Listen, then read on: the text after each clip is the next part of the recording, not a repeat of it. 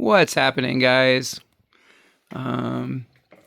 This plane is, nothing to report, on assembly.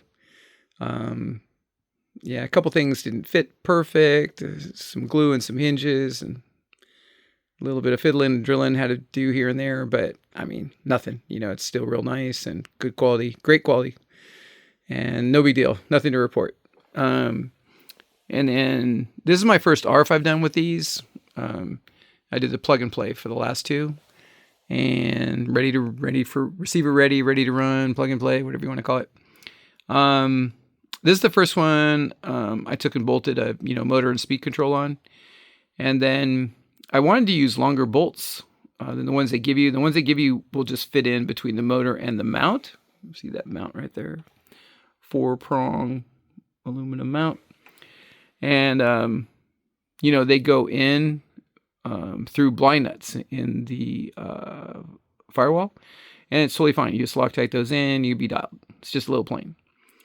But, it'd be fun to put lock nuts, nylon lock nuts on the back of the blind nuts, totally unnecessary. But I think it'd be nice to have a longer bolt. And even with these bolts, I thought it'd just be nice to have a clear space. Because see there, when you line them up, there's no room for a tool. So, yeah, let me know what you guys do on that. But what I did was I took this motor apart. I didn't really, because you can't really take them apart, but I took all 15 bolts out of it and set screws and everything. Took it all apart, tried to see if I could separate the motor from the mounting plate, and I couldn't do it. Even though I took all the bolts out. It might be pressed into there. I'm not sure, but I couldn't get it separated.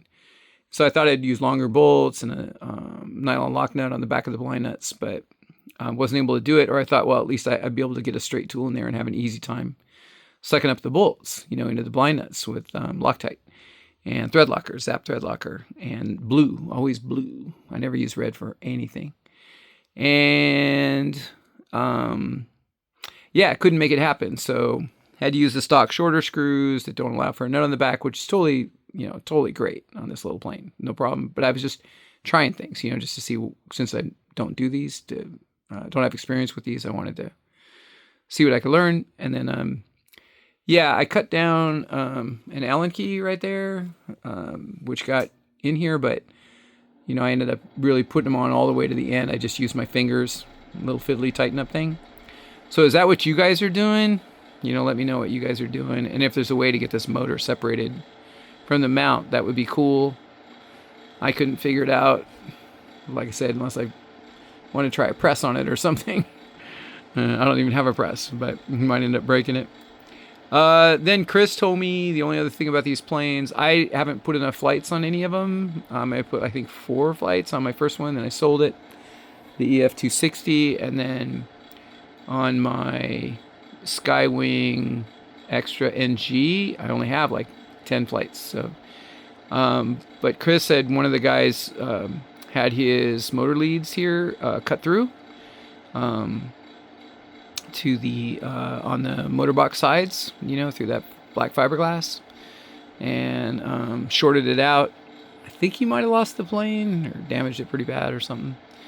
So, Chris is protecting these wires now with like sleeving and tape and stuff. And what I always do on this stuff, even on the big planes and everything, is when I see a potential wear area, I just use the stick-on furry Velcro. And that's what I did here. And you could rub this all day long, sit there, rub those on that furry Velcro, and it will never get a scratch in the insulation. So that's how I choose to work that out. I don't know if you guys have ever experienced that. You guys can comment about that, because I don't have much experience with these. But Chris's buddy did, and I think Chris looked at his wires and they were cut too. He just hadn't shorted out yet. But they fly these a lot. I haven't done that yet. But that was my solution right there, the sticky Velcro. That's what I always use, the furry. And other than that, the whole thing is easy, no big deal. Nothing to report. Nothing to it. Putting these things together. I'm up in the air to get the next one, either to get an ARF or the receiver ready. I don't know what I would do now. If I was in a hurry though, I'd definitely get the receiver ready because those are like less than an hour.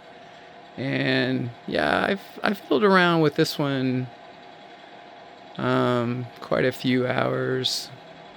I have at least 10 hours in this one. So, and it's, all but done right now. But also, the first time I do something, if I don't know anything about it, I play with it a lot. I like to know. So that's about it. Talking too long. But yeah, let me know about any how you guys mount the motors and if you're able to separate the motor from the mount, or if you just do what I did and fiddle it in with your fingers, because you can't get it snugged all the way up with your fingers and then cut down an Allen key. Is that what you guys are doing? And that's about it. I should have this up pretty quick. All right, out.